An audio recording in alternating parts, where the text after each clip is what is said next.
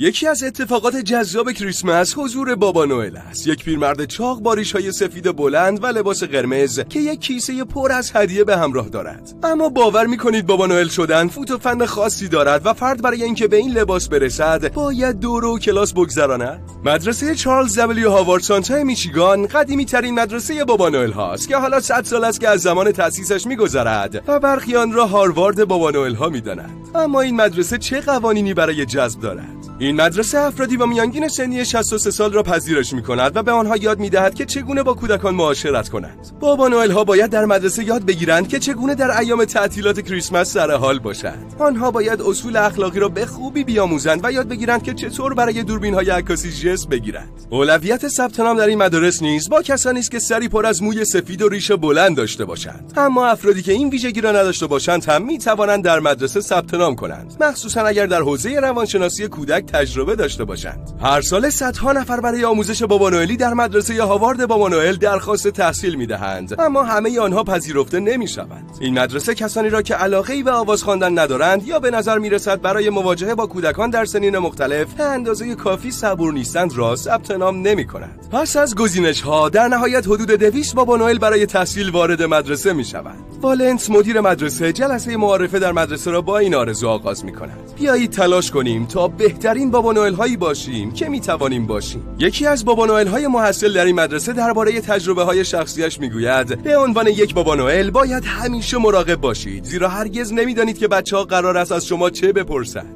در طول آموزش در این مدرسه بابا نوئل ها در زمینه روانشناسی کودک آموزش میبینند و ترفندهای مفیدی را از متخصصان و حتی یکدیگر یاد میگیرند. مثلا اینکه چگونه با بچه ژولیده و یا بچه گریان رفتار کنیم. بابا نوئل ها حتی زبان اشاره ابتدایی را یاد میگیرند، زیرا مهم است که بتوانیم شادی کریسمس را به همه کودکان منتقل کنیم. اما جالب است بدانید که بابا نوئل در کجا متولد شد. برخی مدعی هستند که بابا نوئل ریشه ایرانی دارد. قصه این ریشه به ایزدمهر از ایزدان مهم اساطیری ایران برمیگردد. به صورت مختصر و مفید، ایزدمهر یا میترا از ایزدان مهمی است که عهدهدار عهد و پیمان مردمان است. این خدای باستانی پیش از ظهور زرتشت بین ایرانیان پرستش می‌شده و جایگاه والایی داشته است. بابا نوئل و مهر هر دو در یک تاریخ متولد می‌شوند. اسطوره مهر از آسیای صغیر یعنی همان ترکیه به اروپا راه پیدا کرده است. در مقابل تاریخ به ما گفت که بابا نوئل از سنت نیکلاس اهل کاپادوکیه ترکیه معنا گرفت و از آنجا به کشورهای غربی رفت. مهر گردونه مینوی ستاره نشانی با 4 اسب سفید نامیرا دارد. در مقابل بابا نوئل با سورتمه همراه با گوزن‌هایش ظاهر می‌شود.